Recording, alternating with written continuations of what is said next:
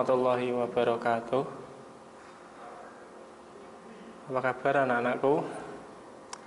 Semoga kalian baik-baik saja dan bisa menjalankan puasa Ramadan ini dengan khusyuk.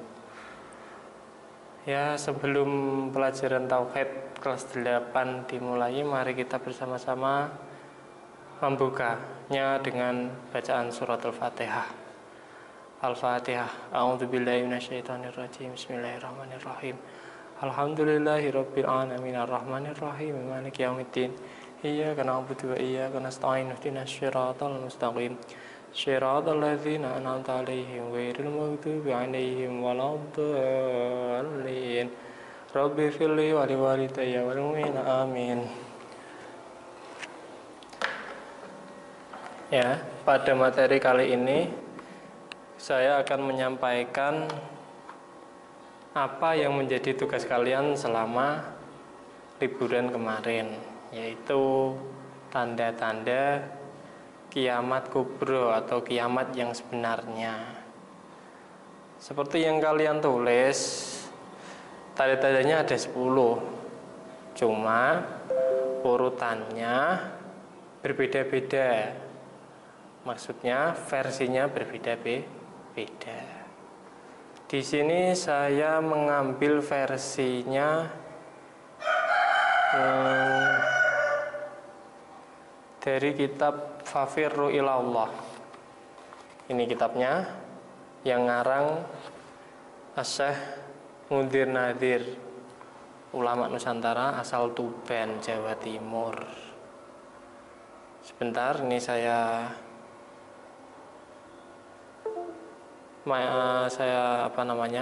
setelkan bahasa Indonesianya apa. Saya tayangkan PowerPoint-nya biar kalian enak untuk menyimaknya.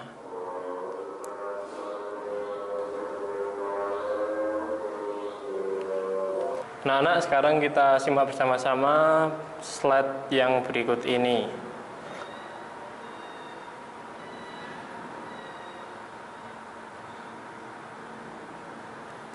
Nah, pelajaran Tauhid kelas 8, 10 tanda kiamat kubro, sumber dari kitab Fafirru ilallah. Nah, 10 alamat ini yaitu 1. Keluarnya Dajjal, ya. 2. Munculnya Imam Mahdi, turunnya Nabi Isa. Nomor 4. Keluarnya Ya'juj Ma'juj. 5. Terbitnya matahari dari arah barat. 6. Munculnya Dabbah. 7. Merebaknya dukhon atau asap. 8. Runtuhnya Ka'bah di tangan orang Habasyah. 9. Diangkatnya tulisan Al-Quran atau dihapus dari mushaf dan ingatan para hafidh Quran. Nomor 10 yang terakhir, orang sedunia menjadi kafir kembali. Nah, yang di urutan kalian itu memang sama plek dengan hadis yang ada di NU Online, ya kan? Banyak sekali kalian yang nirunya di situ. Saya kira ada yang bervariasi, lihat dari website mana atau buku mana. Yang saya harapkan sih dari buku atau kitab. Tapi ya sudah, yang penting mengerjakan. Sing orang ngerjakno iku sing kebangetan. Nah, yang di NU Online itu yang pertama yang keluar adalah dukhon, ya kan?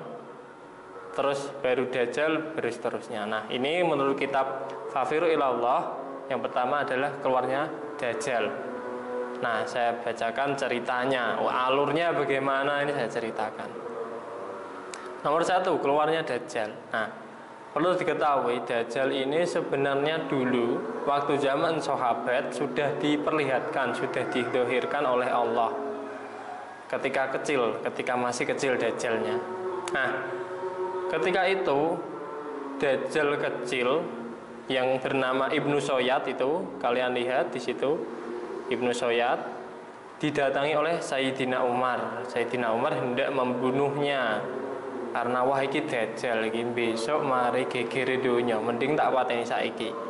Ketika Sayyidina Umar menebaskan pedangnya mantul, bendal. malah kena Sayyidina Umar dewi. Terus didhawuhi karo Kanjeng Nabi, Sayyidina Umar, tenang, mateni Dajjal, mateni bocah iki ora jatahmu, iki jatahe Nabi Isa besok.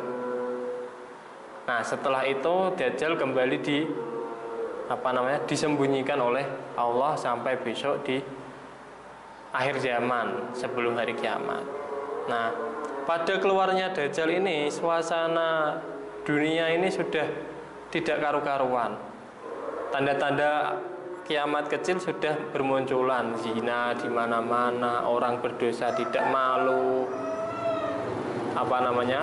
para ibu melahirkan majikannya, maksudnya anak itu wis ora duwe tata krama karo wong tuwa. Banyak sekali, pokoknya wis ora karuan.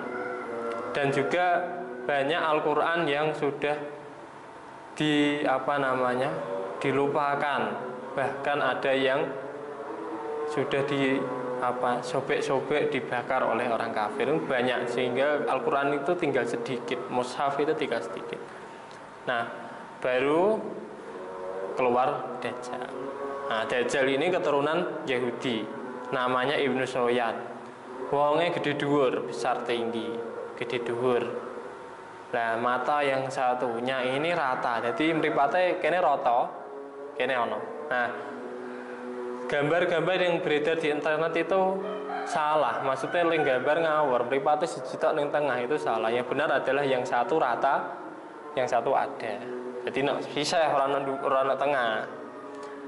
Nah, ini Dajjal itu besok sa'idun man khalafahu syaqiyun man ata'ahu. Barang siapa yang membangkang, tidak ikut Dajjal, maka orang itu akan beruntung, orang itu akan selamat.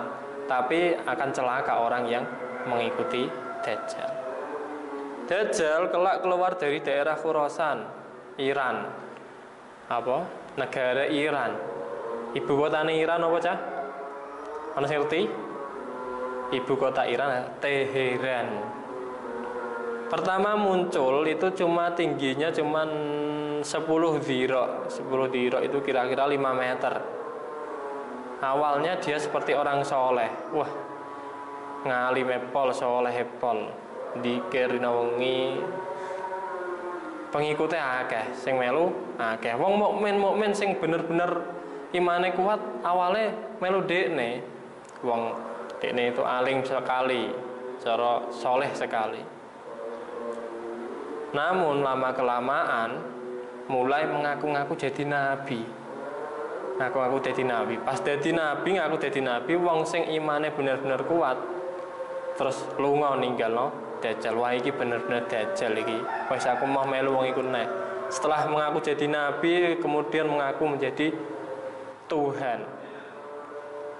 Dalam lambat laun itu, dalam kurun rentang waktu yang lumayan lama itu, Dajjal tubuhnya semakin membesar, sehingga gede-gedene wong sak donya iku Dajjal pada waktu itu.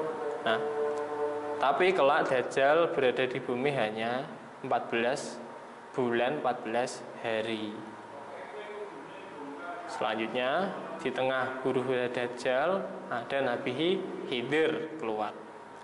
Perlu diketahui Nabi Khidir saat ini masih hidup dan hidupnya mengembara. Tapi setiap tanggal 9 Dzulhijjah kalau tidak salah, beliau kembali ke Mekah. Tapi tepatnya Mekah yang mana itu tidak tahu. Beliau bereuni dengan Nabi Ilyas. Jadi ada 3 nabi yang masih hidup sampai sekarang, yaitu Nabi Khidir berada di laut atau yang sering disebut angkatan laut. Nabi Ilyas berada di darat biasa. Ya beliau juga mengembara. Terus satu lagi Nabi Isa. Nabi Isa berada di langit kedua. Pernah satu cerita ada ulama Kudus, Mbah Irsyad namanya, dengan siapa gitu, 2 ulama Kudus berencana ingin menemukan tempat pertemuan reuni beliau ketika haji, namun tidak berhasil. Mungkin belum takdirnya. karena langka sekali bisa menemukan itu. Wong ditemui Nabi Khidir tok wis sangar wis kondiang gitu. Nah, di tengah-tengah kekacauan yang diakhiri Dajjal, muncullah Nabi Khidir. Beliau lantas berpidato, manungsa kabeh, wahai manusia semuanya, ini adalah Dajjal.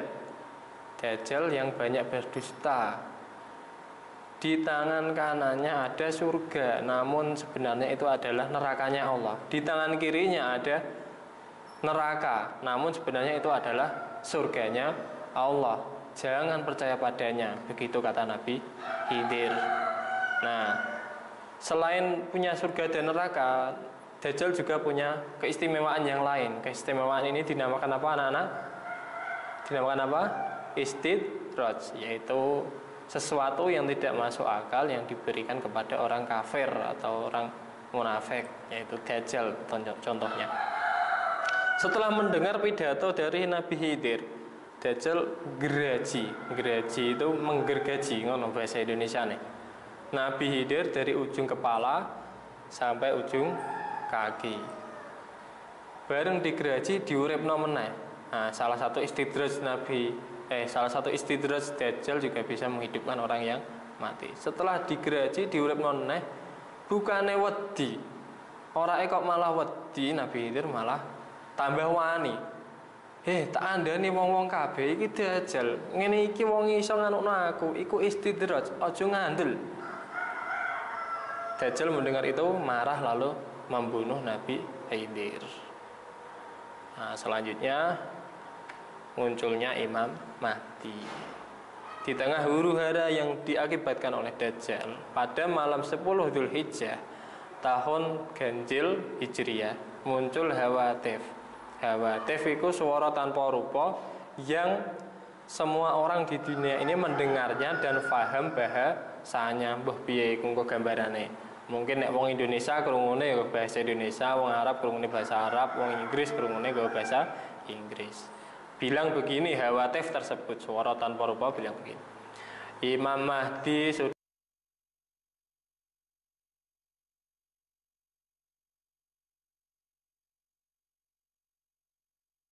Islam dan memerangi orang-orang kafir pengikut Dajjal. Sebentar nggih.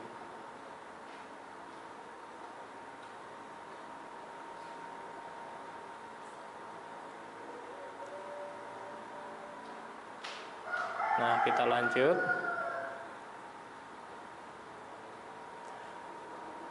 Manusia mendengar Hawatif itu langsung do nenggone Mekah pengen ketemu Imam Mahdi. Tak cepetno wis 10 menit. Nah, tapi sebenarnya Imam Mahdi itu sudah lahir pada tahun 1255 Hijriah di Mekah menurut keterangan di kitab Al-Yawaqit wal Jawahir. Kelak Imam Mahdi hanya bertempat di Makkah. Cara domisiline ning Mekah, tapi pemerintahannya berlaku di seluruh dunia. Imam Mahdi di dunia hanya 10 tahun, wafat di Kufah. Wafatnya setelah memerangi Dajjal, setelah membunuh Dajjal bersama Nabi Isa.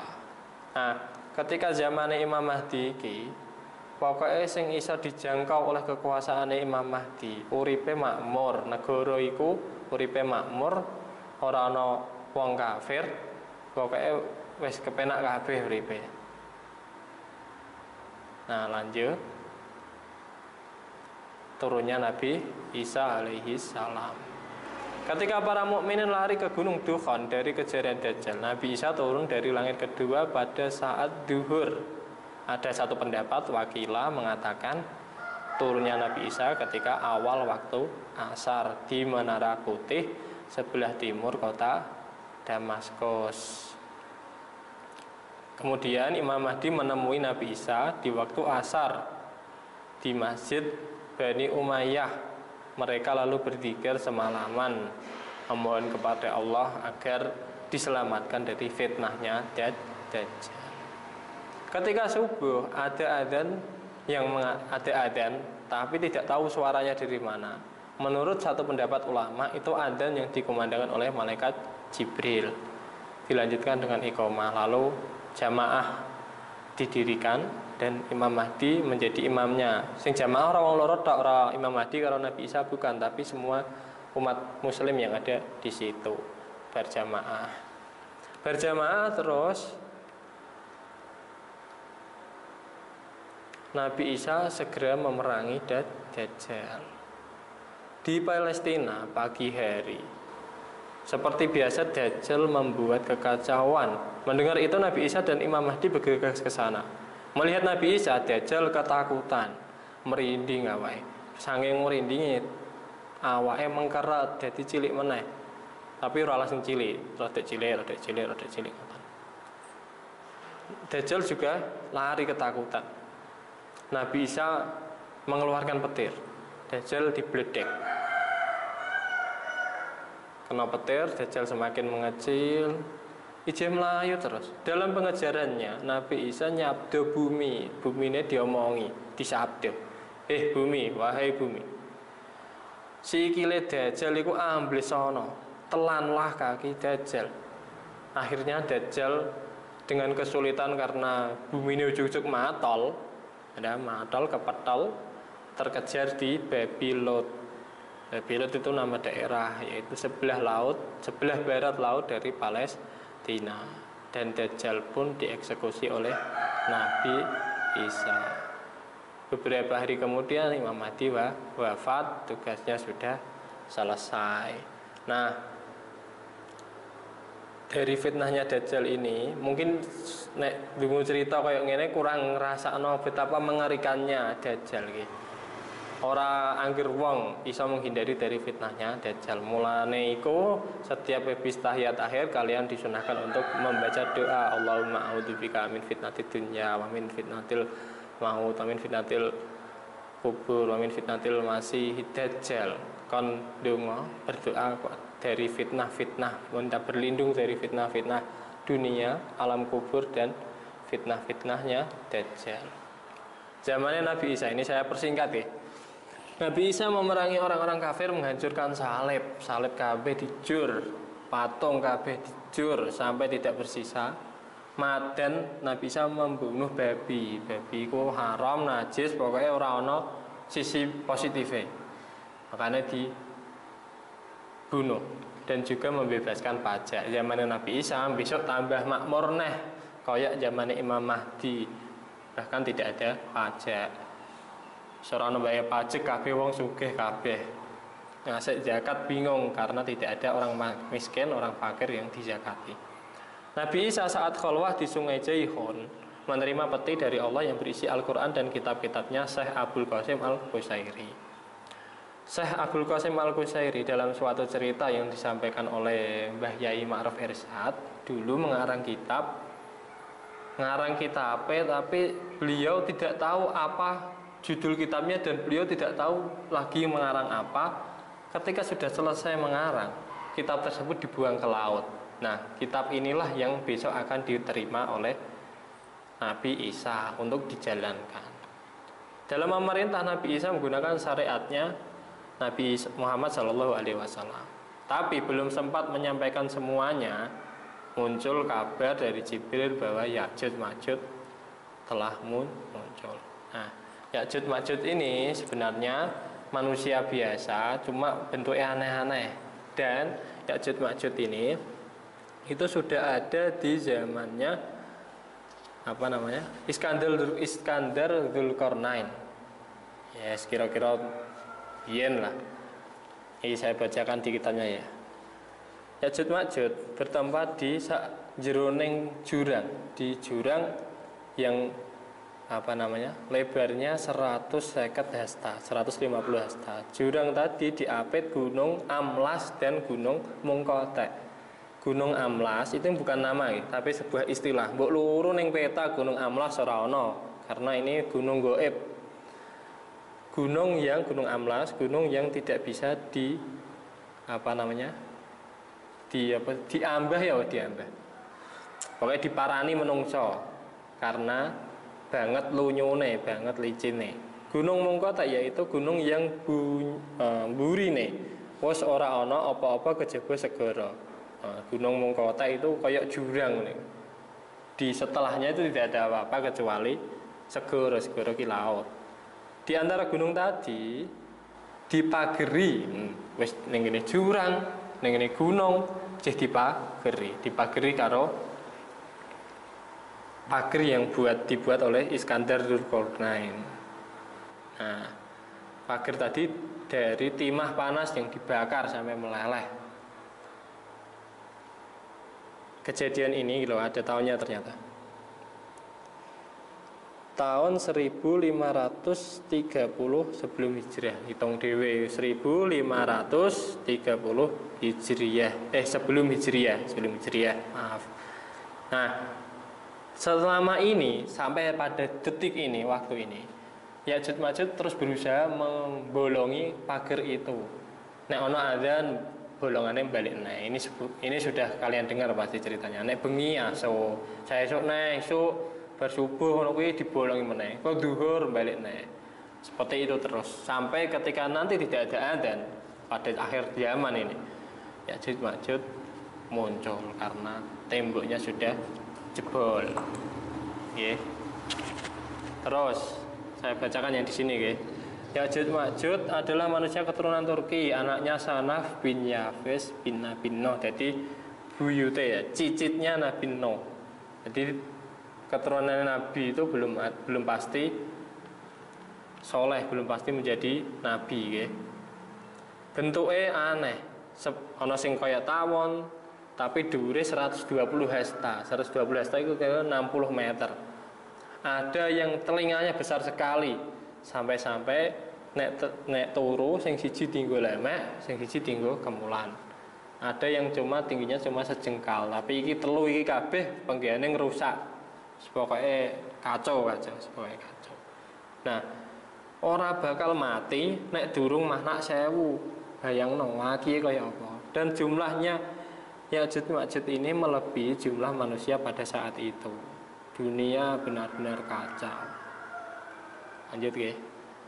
Tapi walaupun begitu ada 4 tempat yang tidak bisa didatangi oleh Ya'juj Ma'juj. Nomor 1 Makkah, Madinah, Baitul Muqaddas Palestina, dan Gunung Tursina. Pada saat itu Nabi Isa dan kaum muslimin diperintah untuk mengungsi di Gunung Tursina. Tapi lama-kelamaan ngungsi terus, ora ana lockdown terus gitu, ora ana bahan pangan. Nggon gunung kan entek suwe-suwe nggih dipangani. Lalu Nabi Isa dan umat muslimin berdoa kepada Allah memohon agar Ya'juj Ma'juj segera diberantas. Terus Allah menurunkan ulat banyak sekali untuk menggerogoti lehernya. Saya rasa sampai di situ dulu nggih. Atau saya singkat ya. Gimana, lanjut apa pertemuan minggu depan? Masih ada 5 slide nggih. Masih ada 5 slide. Saya lanjutkan sebentar nggih. Tunggu.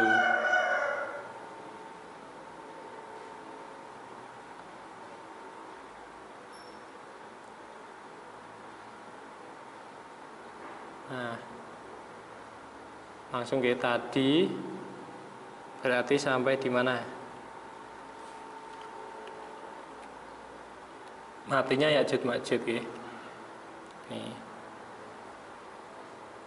Nah, ketika sudah ulat tadi nggih, ada ulat sehingga digrogoti mati kabeh Ya'juj Ma'juj. Tapi ada satu pendapat yang mengatakan matine Ya'juj Ma'juj itu gara-gara ana angin topan, angin puting beliung yang sama dengan angin puyuh ketika zamannya kaum Ad, ketika kaum Ad ditumpes karo Gusti Allah nganggo angin. Nah, sesudah matinya Ya'juj Ma'juj, bangkainya berkeliaran. Bangkai berkeliaran, bangkai wis mati. Pokoknya bangkainya berceceran di mana-mana. Nah, ambune ora enak. Ambune bacin sampai bertahan berhari-hari. Berhari-hari, tapi bukan mengendap di bantal terhirup, bukan nggih, itu iklan. Lalu kemudian Nabi Isa dan kaum muslimin juga berdoa kepada Allah lagi agar menyingkirkan itu semua. Lalu diturunkanlah oleh Allah hujan dan sehingga ngenterno bangkai-bangkai tadi ke laut. Nah, sesudah itu zamannya Nabi Isa yang kedua ini kita lihat selanjutnya. Buminya makmur. Wis kepenak neh. Jadi ketika akhir zaman nanti itu kadang sengsara, kadang makmur neh, kadang sengsara, kadang makmur neh. Begitu. Nah, ini Nabi Isa yang kedua ini berlangsung kurang lebih 40 tahun. Nabi Isa sampai dari zaman dulu sampai diangkat ke langit itu belum pernah menikah. Nah, menikahnya Nabi Isa ketika besok ini. Nabi Isa di zaman ini, mesti di zaman nanti ya, menikah dengan wanita dari daerah Askolan dan mempunyai 2 putra bernama Muhammad dan Musa. Kemudian mereka berangkat haji dan berziarah ke Nabi Muhammad. Tak lama kemudian Nabi Isa sakit dan wafat. Beliau dimakamkan di samping Nabi Muhammad. Nah, tak cepat no. Tidak lama setelah Nabi Isa wafat, banyak manusia yang murtad. Ternyata, naudzubillah min dzalik. Ternyata ketika zaman Nabi Isa itu ana mukmin tapi gak mukmin tenan, munafik wong. Eta mukmin ning ngarepane Nabi Isa, eta mukmin ning mukmin liyane. Buktine apa iki? Tidak lama setelah Nabi Isa wafat, malah akeh sing murtad. Negara-negara banyak yang dikuasai oleh orang kafir lagi. Banyak manusia yang lacut itu kebangetan dosa, fasik, lupa dengan Allah. Dunia menjadi gelap gulita selama sehari 2 malam karena matahari dan bulan berkumpul di bawah arsy sujud kepada Allah. Sujud selama 1 hari 2 malam itu tak henti. Ini tanda matahari mau terbit dari barat. Pas petang itu mau, orang-orang ahli tahajud lah yang menyadarinya. Sing sadar mau tahajud, wah iki wis sampe kiamat, wis sampe srengenge ameh metu kok kulon. Terus wong ahli tahajud ki mau mengingatkan tetangganya, tonggo-tonggo dia dieling, ayo tobat dielingno kon tobat. Para mukmin yang benar-benar mukmin ya, langsung menangis taubat, pergi ke masjid Quba kabeh do bersimpuh kepada Allah dan DP maring Allah. Nah, 5 ini tanda yang kelima, matahari terbit dari barat.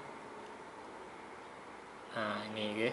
Seiring matahari terbit dari barat, nah, pas prosesnya terbit dari barat itu mau ada hawatif. Nah, hawatif ini ya. Hawatif apa mau? Suara tanpa rupa yang berkata, wahai manusia semuanya, lihatlah matahari sudah terbit dari barat. Manusia semuanya langsung do noleh ning gone kulon kabeh. Terus wong-wong do tobat.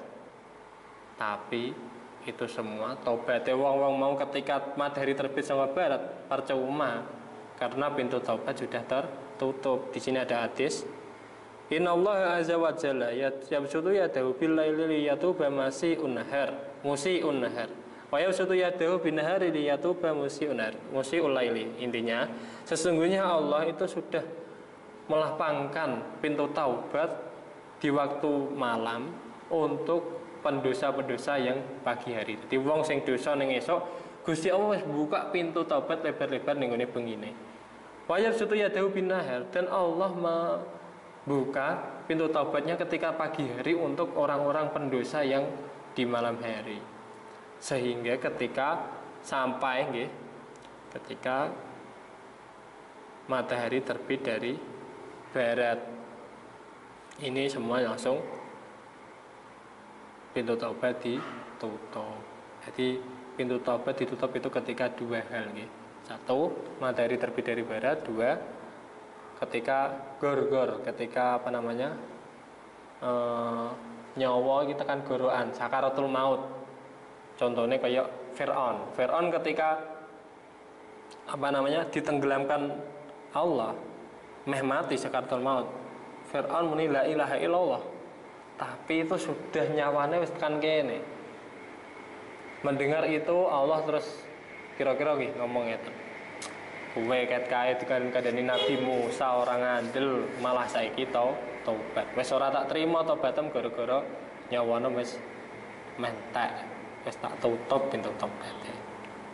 Pun nggih, to be continue. Insyaallah saya lanjutkan pertemuan berikutnya. Kurang lebihnya mohon maaf. Nanti insyaallah akan saya berikan materi nggih di kitab Jawahiratul Tauhid. andoman dan artinya. Nanti saya share di grup WA. Untuk materi kali ini, kalau ada yang tidak paham, silahkan tanya lewat WA bisa, lewat kolom komentar bisa. Assalamualaikum warahmatullahi wabarakatuh.